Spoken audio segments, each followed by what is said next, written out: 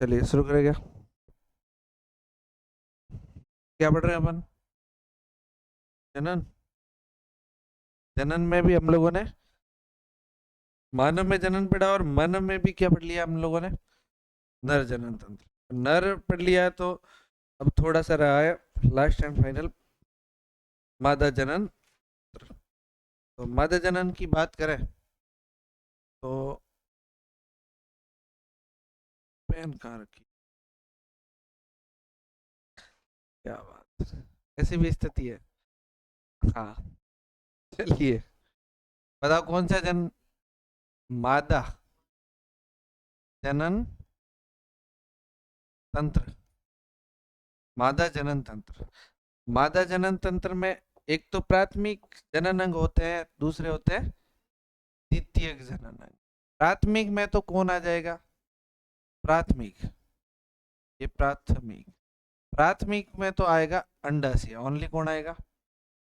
जबकि द्वितीयक में, द्वितीयक में जो भी है जैसे अंडवाहिनी है, जैसे गर्भाशय है, गिरवा है, योनि है, तो हम ये द्वितीयक में लिख लेते हैं। द्वितीयक, द्वितीयक में कौन आता है? गर्भाशय। अंडवाहिनी है, कौन है? वाहिनी, अंडवाहिनी। इसके अलावा अंडवाहिनी, गिरवा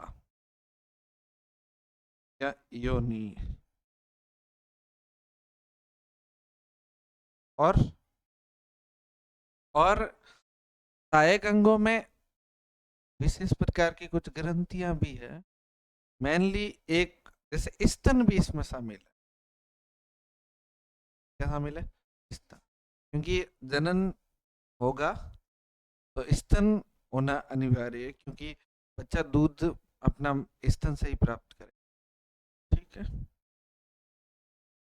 शुरू करते हैं। मादा जनन तंत्र में मेनली जो अंग है वो है अंडाशय। वो क्या है? अंडाशय। अंडाशय प्राथमिक अंग है और अंडाशय कितने होते हैं? दो, यानी कि एक जोड़ी। कितने? दो, एक जोड़ी। एक ये वाला दिख रहा है आपको, ये ये वाला क्या है? अंडाशय। एक ये वाला अंडाशय, दो अंडाशय। दो अंडाशय में क्या बनता है? अंडाणु। क्या बनता है? अंडाणु। और अंडाणु है, अंडाणु है एक मादा युग्मक है। क्या है? मादा युग्मक, सिंपल। अच्छा, अंडा, दो अंडा से हैं तो कौन से अंडा से बनेगा? कितने अंडे बनेंगे? तो ध्यान रखना, एक महीने में केवल एक अंडा बनेगा। एक महीने में कितने अंडे बनेंगे? जबकि अब अंडा से तो कितने हैं? तो एक महीने इससे बन जाएगा, इधर वाले से बनेगा तो दूसरे महीने उस साइड वाला। कोई कोई से में से भी एक अंडा बनेगा, दोनों में साथ नहीं बनेंगे। एक अंडा से एक अंडा। हालांकि आपको शायद ये पता है कि अंडा जो है, जब माँ के पेट में एक लड़की पैदा होती है, माँ के पेट में लड़की होती है, लड़की पैदा होती है, हमें पता चला कि भाई लड़की पैदा हो रही है, और वो माँ के पेट में, लड़की कहाँ है? माँ के पेट में। तो इन अंडाशय में हजारों अंडाणु बन जाते हैं पहले ही। समझ में आई बात? तो अंडाशय में पहले से ही हजारों अंडाणु पड़े रहते हैं। अंडाणु पड़े, लेकिन वो परिपक्व नहीं होते। वो कैसे होते हैं? अपरिपक्व होते हैं। कैसे होते हैं? अपरिपक्व। तो अंडाशय का क्या काम है? प्रत्येक महीने दोनों अंडा से मिलकर, चाहे या तो इधर वाला चाहे इधर वाला, दोनों मिलकर के एक अंडा से एक अंडाणु परिपक्व करके बाहर निकालते हैं। और बाहर निकाल के ये कहा जाता है? ये वाली जो नली दिख रही है ना, इस नली में जाता है। और ये नली जो है वो क्या है? अंडवाहिनी है। क्या है? अंडवाहिनी। और इसी अंडवाहिनी को क्या कहते हैं? Fallopian, fallopian.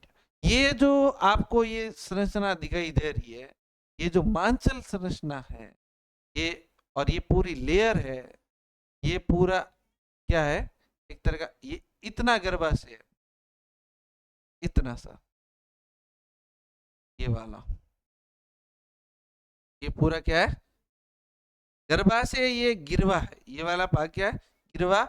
और गिरवा के बाद ये पूरा यहां से लगा के यहां तक का भाग योनि कहलाए, और ये चीजें।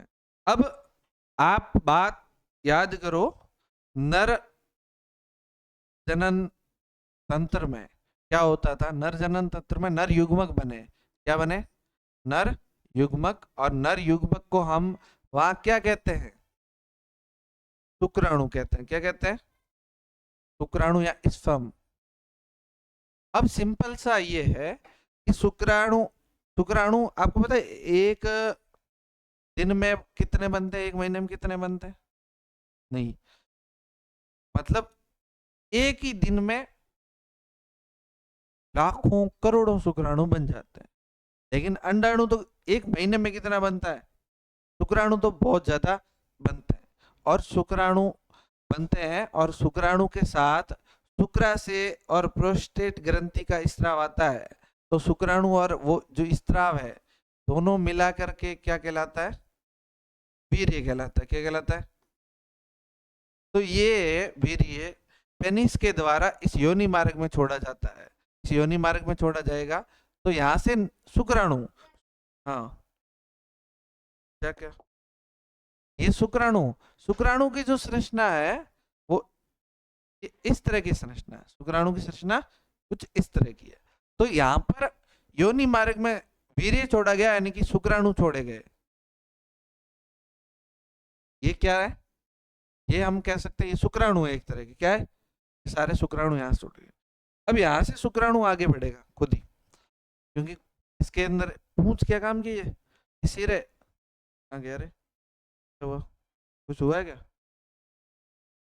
ये क्या है, पूंछ, और ये सिर, सिर में ही मैन है डीएनए, इसमें क्या है डीएनए। अब पूंछ क्या करती है, इसको चलने में सहायता करती है, आगे बढ़ने में सहायता करती है। लेकिन हमने कहा कि शुक्राणु के साथ और स्त्राव है ना, वो क्या करते हैं, इसको यहाँ तैरने में सहायता करते हैं। अगर अकेला शुक्राणु होगा तो चल नहीं पाएगा। उसके अलावा ये दूसरे पदार्थ इस शुक्राणु को पोषण भी प्रदान करते हैं, खाना वाना भी चाहिए वो देते हैं। तो यहाँ से ये शुक्राणु तुम देखिएगा, समझना, ये जैसे शुक्राणु है, ये यहाँ से आगे बढ़ेंगे इस गिरवा से, इस गिरवा से आगे बढ़ेंगे, ये गर्भाशय से होते होते ये या तो आधे इस वाली नली में जाएंगे, अंडवाहिनी में, सही है, और आधे इस वाली में नली में जाएंगे। तो चलो मान लो ये यहाँ आ गया, इस नली में यहाँ पहुंचा, ठीक है। तो तुम्हें पता है, मान लो तो यहाँ से इसी से एक अंडा बनेगा, इसी से एक महीने में कितना अंडा बनेगा, एक, या तो उससे या इससे। अब मान लो इससे एक अंडा बना, क्या बना, एक, ये अंडा बना। अब ये अंडा परिपक्व होके इस अंडा से इसको अंडाणु को छोड़ेगा इसमें, और ये नली से होता होता ये भी आगे बढ़ेगा, और शुक्राणु भी उधर से सामने से आएगा, और इस फैलोपियन ट्यूब में ये मिलेंगे। कहाँ पे मिलेंगे, फैलोपियन ट्यूब में मिलेंगे। और मिलेंगे यहाँ पर, तो यहाँ होगा निषेचन, यहाँ क्या होगा, निषेचन, यहाँ पर क्या होगा, निषेचन। तो बताओ यहाँ निषेचन हो गया, और निषेचन हुआ होगा तो तुम्हें पता क्या बना होगा, युग्मनज, क्या बना होगा, युग्मनज।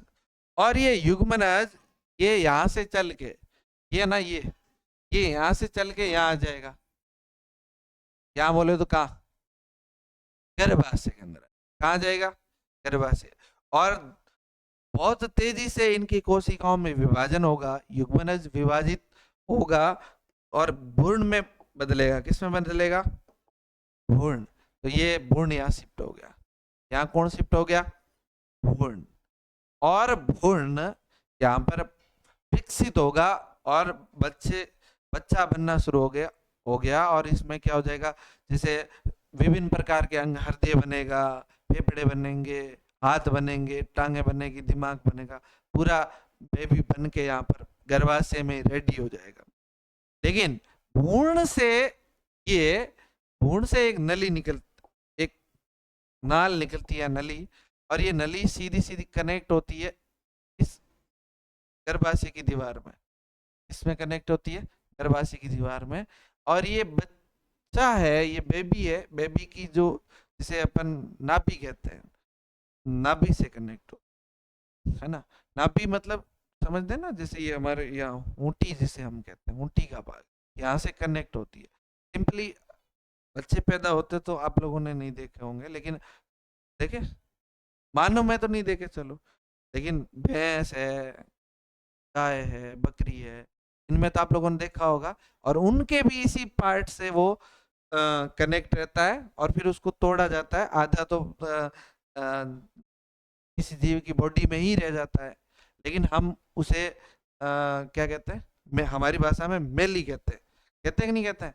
वो जो मेली है वो यहाँ से कनेक्ट रहती है। ये क्या है, एक तरह की मेली वाला जो जिसे हम समझते हैं वो, ये बच्चे और गर्भाशय को जोड़ के रखती है, और इसे हमारी भाषा में क्या कहते हैं, साइंस की भाषा में अपरा कहते हैं।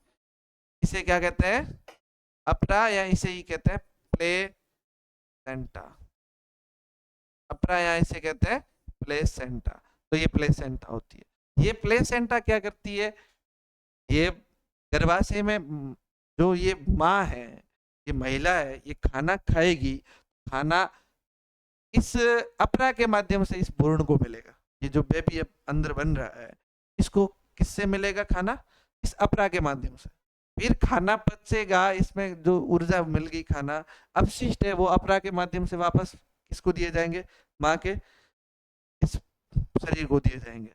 इसको सांस लेनी है तो ऑक्सीजन कहाँ से दी जाएगी, अपरा से। ऑक्सीजन कहाँ से दी जाएगी, अपरा से। ये CO2 छोड़ेगा तो कहाँ से जाएगा, अपरा। अगर मान लो बेबी बीमार हो गया, अंदर लग रहा है कि भ्रूण सही से विकसित नहीं हो रहा है, सही है, सही से विकसित नहीं हो रहा, तो कई बार टीके लगाए जाने होते हैं, इंजेक्शन लगाए जाने होते हैं। तो जो मेडिसिन इस बच्चे को कैसे पहुंचेगी, अपरा के माध्यम से। कैसे पहुंचेगी, अपरा के माध्यम। तो आपको चीजें समझ में आई। फिर ये यहाँ पूरा बेबी विकसित हो जाता है, और ये बेबी पूरा विकसित हो गया तो कुछ समय बाद, लगभग ये बेबी विकसित होने में कितना समय लगाता है, 9 महीने, 9 माह लगाएगा।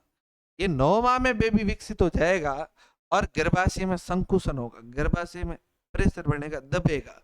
दबने की वजह से ये बच्चा इस योनि मार्ग से बाहर निकलेगा, इस योनि मार्ग से बच्चा बाहर निकलेगा, और ये बच्चा बन के तैयार हो गया। इस तरह का ये सिस्टम था बच्चा बनने का। समझ में चीजें आई, बात समझ में आई थोड़ी। तो ये बच्चा बन के आ गया, इस योनि मार्ग से ही बाहर निकलेगा, और ये पूरा सिस्टम किससे जुड़ा जुड़ा, मादा जनन तंत्र से। मुझे नहीं लगता इसमें कुछ बातें पीछे रही होगी, नहीं है, बराबर। कोई आपको डाउट लगता है तो बताओ। चलिए एक चीज और दिखाऊं मैं आपको,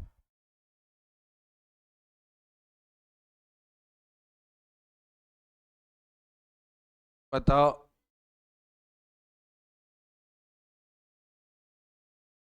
अगर तुम्हें ये भी तो सवाल आएगा, चलो, अगर ये अंडा बना, यहां से आया, या निषेचित नहीं हुआ, कोई शुक्राणु आया ही नहीं, तो ये अंडा बाहर आएगा, बाहर आके कोई खराब हो जाएगा, मर जाएगा अंडा, तो जिंदा थोड़े ये अंडा या अंडाणु या शुक्राणु ज्यादा दिन तक जीवित नहीं रहते। अब तुम सोचो, समझे गया, समझे गया, जो सिस्टम समझिए क्या हो रहा, कि यहाँ पर ये इतना गर्भाशय है ना, ये गर्भाशय, और जैसे ही अंडा वहां से बनता है, अंडा परिपक्व होना शुरू होता है, तो गर्भाशय को पता है, क्या पता है, कि क्या निषेचन होगा, अंडा बना है तो निषेचन होगा, और निषेचन होगा तो भ्रूण यहाँ आएगा, यहाँ पे भी रहेगा, बेबी रहेगा। तो गर्भाशय क्या करता है, इसके लिए अपनी दीवारों को थोड़ी मोटी करता है। दीवारों को क्या करता है, मोटी, ये दिख रहे हैं ना, मोटी लेयर बन रही है, बन रही है कि नहीं बन रही है, ये मोटी करता है अपनी दीवारों को, क्या करता है, मोटी, दीवारों को मोटी करता है, थोड़ी मांचल करता है, एकदम यूं सॉफ्ट करता है थोड़ी, ताकि बेबी अपने अंदर आराम से रहेगा। थोड़ी मोटी करता है, सॉफ्ट करता है, और ज्यादा खून यहाँ आता है, थोड़ा भेजा जाता है खून, ताकि भाई, कहने का मतलब ये है कि अगर हमें हमारे घर पे पता हो कि भाई हमारे घर में कोई मेहमान आने वाले हैं, पहले ही पता चल जाए तो हम शाम के टाइम उनके खाना वाना साथ में बनाएंगे और रहने के लिए भी व्यवस्था करेंगे, खाटला वगैरह डालेंगे। तो इसलिए इस गर्भाशय को पता है कोई मेहमान आएगा, बेबी आएगा, तो इन्होंने अपनी व्यवस्था करी। क्या ये बाहरी परत को क्या किया, मोटा किया। जो अंदर वाली परत है, सॉरी बाहरी नहीं, आंतरिक परत है, इसको क्या किया, मोटा। आंतरिक परत को मोटा किया, यहाँ खून खाने वाने की व्यवस्था करी बराबर। लेकिन मान लो ये अंडा यहाँ आया, लेकिन निषेचन नहीं हुआ। निषेचन नहीं हुआ तो अंडा तो मर जाएगा। अंडा मरेगा तो अंडा से यहाँ से बाहर जाएगा। इस बाहर जाएगा तो बताओ इस परत का क्या काम, अब कोई काम नहीं भाई, बच्चा बना ही नहीं। ये तो बच्चा बनता तो ये काम की होती परत, बच्चा बना ही नहीं तो कोई काम की नहीं। तो ये वापस परत जो है वो वापस टूटती है।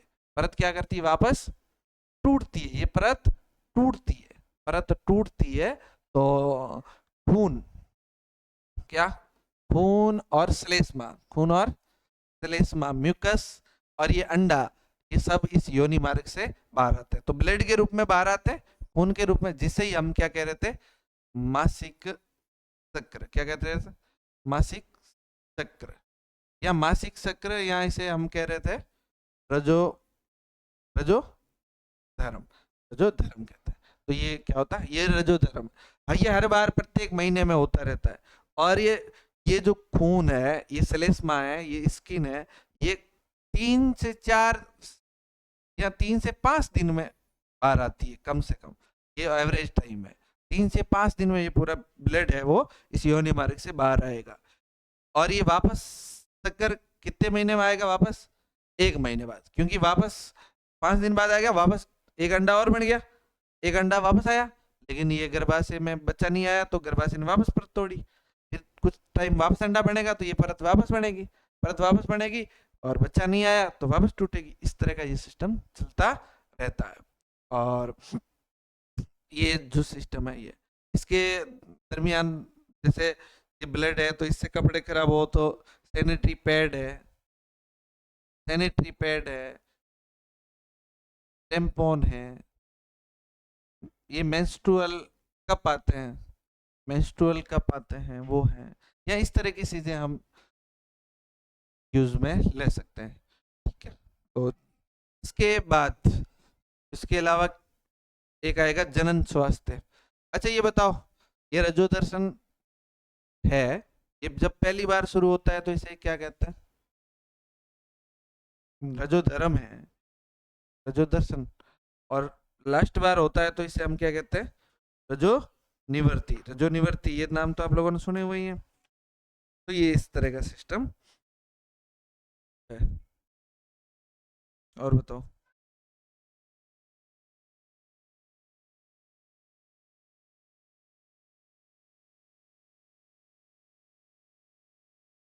ठीक है, तो ये इस तरह का सिस्टम होता है। जब बच्चा बन जाता है, बन जाता है तो माइंड को संकेत मिलता है कि बेबी बना है। तो स्तनों में दूध का विकास हो जाता है, तो बेबी को दूध पिलाया जाता है, और फिर बच्चा बड़ा हो जाता है। तो तुम हो गए। चलो अगला एक चीज। और अब अपन को पढ़ना है जनन स्वास्थ्य से रिलेटेड कुछ। इससे रिलेटेड पढ़ना है, जनन स्वास्थ्य से रिलेटेड। आप बताओ, जनन स्वास्थ्य का अर्थ है कि इतना बड़ा काम है तो इसमें बहुत सारी सावधानियां रखनी होगी जनन स्वास्थ्य से। तो जनन स्वास्थ्य में यौन क्रियाएं करते हैं, जब संबंध बनाए जाते हैं, शारीरिक संबंध बनाए जाते हैं, अगर सावधानियां नहीं रखी जाए तो कई लोगों रोगों का संसरण हो जाता है। कई रोग हैं वो एक दूसरे में ट्रांसफर हो जाते हैं। तो ये भी है। तो इसमें से जैसे कुछ जीवाणुओं से होते हैं, जैसे गोनेरिया होता है।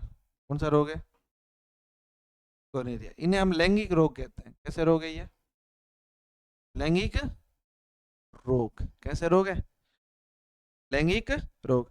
गोनेरिया है, सिफिलिस है। कौन सा है, सिफे, ये तो किससे होता है, गोनेरिया और सिफिलिस जीवाणुओं से होता है।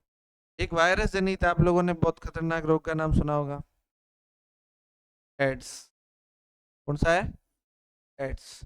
एड्स का पूरा नाम, एक ward, acquired immuno deficiency syndrome syndrome किससे होता है, कौन से वायरस से होता है? HIV, human human immuno virus. कई बार इसको ह्यूमन इम्यूनो डिफिशियंसी वायरस भी कह सकते। तो human immuno human immuno virus, तो ये एक है। इससे नुकसान ये होता है, अगर ये लैंगिक क्रियाओं के दौरान फैलते हैं। लैंगिक क्रियाओं के दौरान फैलने का अर्थ ये होता है कि जब शारीरिक संबंध बनाए जाते हैं तो फैल सकते हैं। क्या जिस नॉर्मली ये है कि एक महिला अगर किसी अन्य अलग अलग पुरुषों के साथ शारीरिक संबंध बनाती है तो उसको बीमारी है वो अन्य लोगों से फैल जाएगी। या फिर महिला में है, महिला से अपने बच्चे में आ जाएगी। ये बीमारी महिला में है तो महिला से अपने बच्चे में भी आ जाएगी। तो हाँ, तो गाँव में गया हुआ था, वापस ही क्यों आया फिर? बैठ जा थोड़ी देर पर, मैं आऊँ वापस आऊँ। अब देखो, बच्चे में हो सकती है, लेकिन इससे बचने का एक ही तरीका है, जब यौन संबंध बनाए जाते हैं तो जैसे कई सारे चीजों का ध्यान रखा जा सकता है। मेनली जैसे कंडोम का यूज ये है। इसके अलावा इसका यूज और हो सकता है, गर्भ निरोधक के रूप में भी होता है। इसके रूप में एक तो यौन सुरक्षित यौन संबंध के दौरान सुरक्षित हो, यौन संबंध सुरक्षित हो, यानी कि किसी तरह की बीमारियां नहीं फैले। या दूसरा ये हो सकता है, इसका उपयोग गर्भ निरोधक के रूप में, गर्भ निरोधक युक्ति। गर्भ निरोधक युक्ति का अर्थ होता है ऐसी युक्तियां, ऐसी टेक्निक जिसके द्वारा शारीरिक संबंध भी बनाया जाए लेकिन बच्चे नहीं हो। और इसका एक ही तरीका है कि सिंपल सा हम ये यहाँ पर ये देखते हैं कि यहाँ से शुक्राणु जाता है और यहाँ से अंडाणु आता है और दोनों मिलते हैं तभी बच्चा पैदा होता है। तो अगर ये दोनों को मिलने से रोका जाए तो एक तरीका हो सकता है। तो ये एक तो ये कंडोम होते हैं, कंडोम हमेशा दोनों प्रकार के होते हैं। तो महिला के कंडोम आते हैं, एक पुरुषों के आते हैं। महिला के कंडोम जो होते हैं उनको योनि मार्ग में स्थापित कर दिया जाता है, या फिर पुरुषों के जो कंडोम होते हैं उनको शिश्न पे स्थापित किया जाता है। तो इस तरह से कैसे भी करके शुक्राणु और अंडाणु को रोका जा सकता है। तो ये एक तो तरीका ये है, इसे हम यांत्रिक तरीका कह सकते हैं। ये कौन सा तरीका है? यांत्रिक अवरोध पैदा किया, हम फिजिकली रूप से हमने अवरोध पैदा किया, तो ये यांत्रिक तरीका हो गया। इसके अलावा जैसे कुछ हार्मोन में चेंज करके कर सकते हैं अपन। हार्मोन में चेंज करते हैं, हार्मोन में परिवर्तन। इसका अर्थ ये है कि आप कुछ टैबलेट्स होती हैं जो क्या करती है, हार्मोन को ऊपर नीचे करती है, जिससे ये कह सकते हैं गर्भ नहीं ठहरता है या बच्चा नहीं होता है। तो एक ये तरीका, हार्मोन की अलग अलग दवाएं या गोलियां जो है वो आती है जिसकी वजह से गर्भ नहीं ठहरेगा, यानी कि गर्भ निरोधक के रूप में कार्य करती है। इसके अलावा जैसे एक कॉपर टी आती है, क्या आती है? Copper T. कॉपर टी क्या है? एक कॉपर की टी आकार की युक्ति है।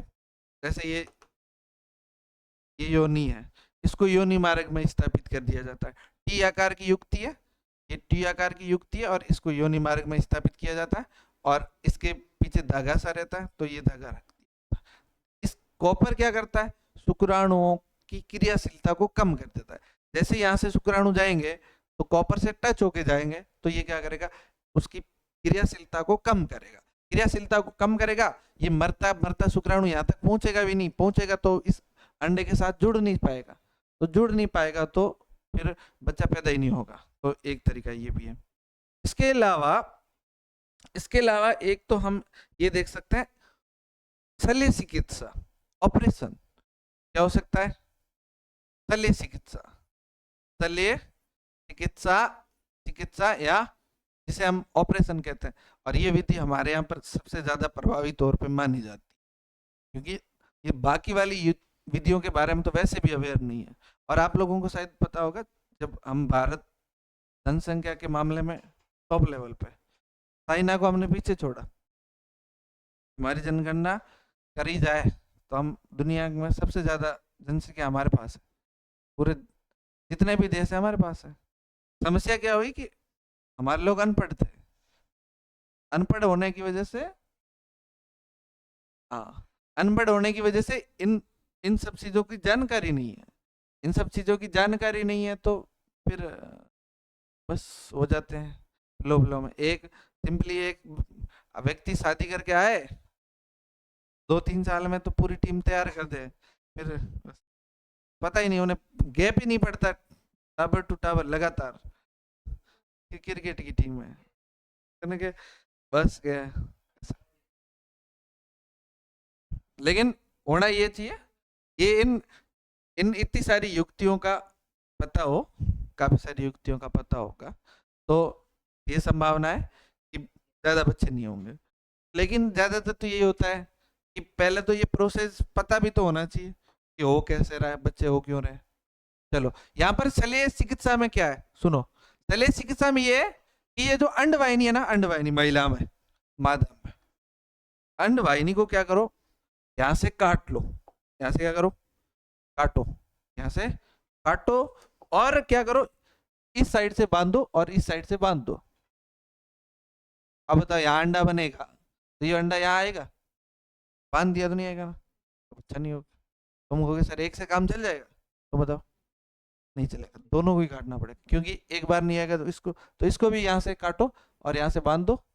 अब अंडा आएगा नहीं, शुक्राणु यहाँ से इधर जाएगा और ये यहाँ, बस स्टॉप, बंद, खत्म। तो ये एक तरीका ये, तो ये महिलाओं में ऑपरेशन। और पुरुषों में भी ये होता है, पुरुषों में ये है कि यहाँ से शुक्राणु जा रहे हैं, ये कौन सी नली है, कहाँ गया,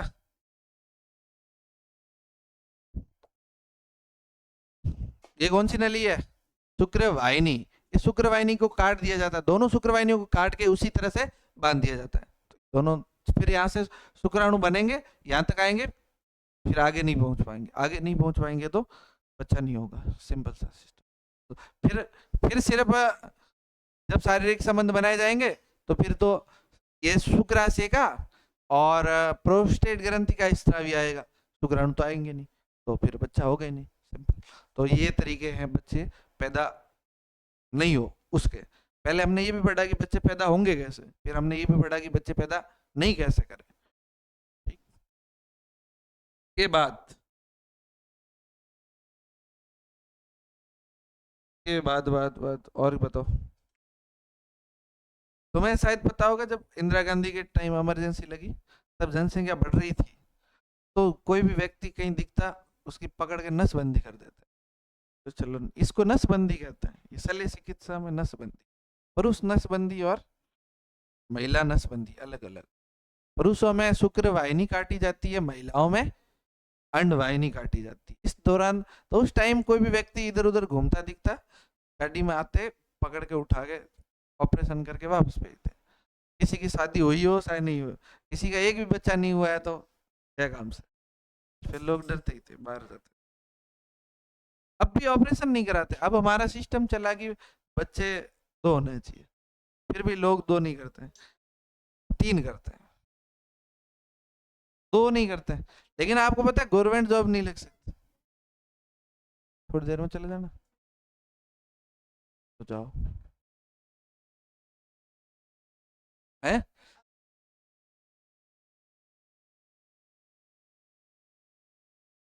हाँ, वेलाराम जी के तो ऑलरेडी पहले ही जाता है, 2 ही चाहिए ना फिर। अब देखो, सिंपल सा है। अब ऐसे जैसे एक लड़का हो गया और एक लड़की होगी, तो फिर एक लड़का और एक लड़की। पर डोगरे क्या सोचते हैं, लोग यहाँ सोचते हैं मान लो ये एक मर गया दो तो होनी चाहिए, तो एक तो ऐसे करके तीन लगाता है। अगर दो बच्चियां पैदा हो गई तो कह रहे हैं दो लड़कियां एक लड़का तो होना चाहिए, उस चक्कर में एक और लड़की पैदा हो गई, कह रहे हैं एक और, तो ये तो फिर टीम तैयार होती जाती। पर सिस्टम ये कहता है चाइना की जनसंख्या हमारे से ज्यादा थी, आपको पता है? चाइना की जनसंख्या हमारे से ज्यादा थी, लेकिन चाइना की सरकार ने नियम बनाया बच्चा एक ही करना। इस वजह से वो सिस्टम हुआ कि पूरी उस पर कंट्रोल हो गई। हमारे यहाँ कंट्रोल हो गई नहीं, हमारे यहाँ तो ज्यादा ही बनाएंगे। आधे तो बेटे ऐसे करके ज्यादा पैदा करते हैं कि 5-5 किलो एक बंदे के गेहूं आएंगे, तो 10 लोग पैदा करेंगे तो 10 के हिसाब से 50 किलो गेहूं आ जाएंगे। ये फायदा उठाता है, जबकि ऐसा कोई इनको नहीं पता कि ज्यादा बच्चे होते हैं तो शिक्षा नहीं दे पाते हैं, सुविधाएं नहीं दे पाते हैं। तो लेकिन पर मैं ये देखता हूँ स्कूल में कि बच्चों की जो हालत है, जो स्थिति है, उससे मुझे ये पता साफ चलता है कि इन्होंने जबरदस्ती पैदा करके फ्री कर दिए बच्चे। क्योंकि उन्हें न तो वो शिक्षा दे रहे हैं, न उनके घर वाले उन पे ध्यान दे रहे हैं, न बच्चा पढ़ के आ रहा है, न बच्चा कुछ कर रहा है, न बच्चा कुछ भी नहीं कर रहा है। मतलब जबरदस्ती पैदा कर दिए, बस छोड़ दिए, फिर रहे हैं, जिलो जिंदगी। ठीक है, बच्चे जितने इतने ही पैदा करना चाहिए जितने बच्चों को संभाले जाए, नहीं तो फिर ज्यादा पैदा करने का क्या मतलब। खैर, अब इसके अलावा अपन को एक चीज और पढ़नी, गर्भपात। क्या पढ़ना है? गर्भपात। गर्भपात का अर्थ क्या है?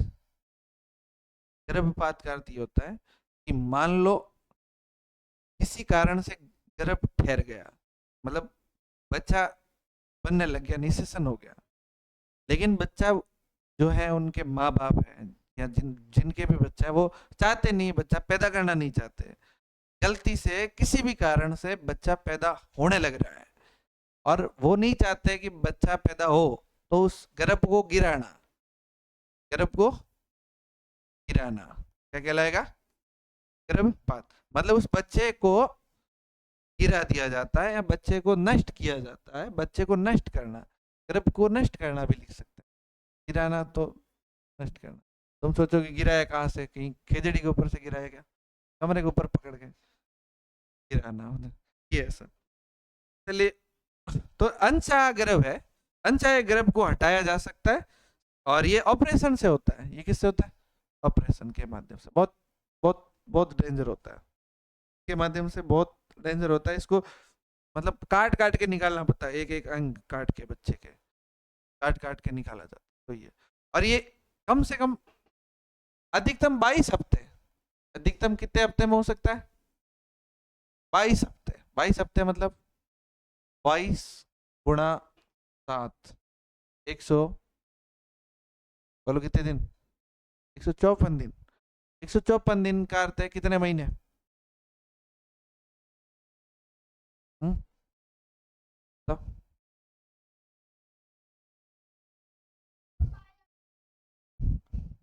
तो 5 महीने का इतना बच्चा गिराया। इसके बाद अगर बाद में नहीं गिराया जा सकता, बाद में इतने महीने में गिराया जा सकता, हाँ हाँ ठीक है, जितने भी 22 हफ्ते हैं, 22 हफ्ते ध्यान में रखना, ये याद रखने की कोई आवश्यकता नहीं है। 22 हफ्ते तक गर्भ गिराया जा सकता। अनचाहा गर्भ है, उसको अगर गिराना हो या नष्ट करना हो, उसको हटाना हो, या शल्य चिकित्सा के द्वारा उसको बाहर निकाला जाता है। इस शल्य चिकित्सा से होता है, ऐसे नहीं हो सकता। शल्य चिकित्सा, शल्य चिकित्सा के माध्यम से निकाला जा सकता है। तो ये सिस्टम था। इसके अलावा भी ऑपरेशन से कम, अगर मान लो नॉर्मली ऐसा भी है कि अगर एक ही दिन में बच्चा पैदा हुआ, एक दिन हुआ, एक दिन निषेचन हुए, तब भी तो वो बच्चा बनेगा। अगर फिर भी चाहते हैं कि नहीं निकाला, इसको नहीं पैदा करना, तो ऐसी स्थिति में भी, ऐसी स्थिति में तो कोई टेबलेट से भी किया जा सकता है। तो ये है कुछ सिस्टम गर्भपात से जुड़े। और बताओ। इसी के साथ इस चैप्टर होता है समाप्त। और आई थिंक आप लोगों को काफी चीजें पता चली होगी। वर्तमान में एक चीज और है, पता है आपको कि वर्तमान में जो पढ़े लिखे लोग हैं जिनकी बाद में शादियां होती है, तो फिर वो शादी होते ही बच्चे पैदा होते नहीं उनके। बहुत प्लानिंग से वो बच्चे पैदा करते, पहले सोचते हैं कि अभी थोड़ा और सेटल होते हैं उसके बाद करें। तो फिर वो तो उनको पता है कि गर्भ निरोधक युक्ति अपना रहे हैं। 2 साल बच्चे पैदा नहीं करे तो वहाँ आसपास की डोकरियों को डाउट होने लगता है। डोकरियों को लगता है कि इनके बच्चे हो ही नहीं रहे। फिर कहते हैं कि तुम एक काम करो, उस फलाना भोपे की बाधा ले लो, फिर हो जाएगा।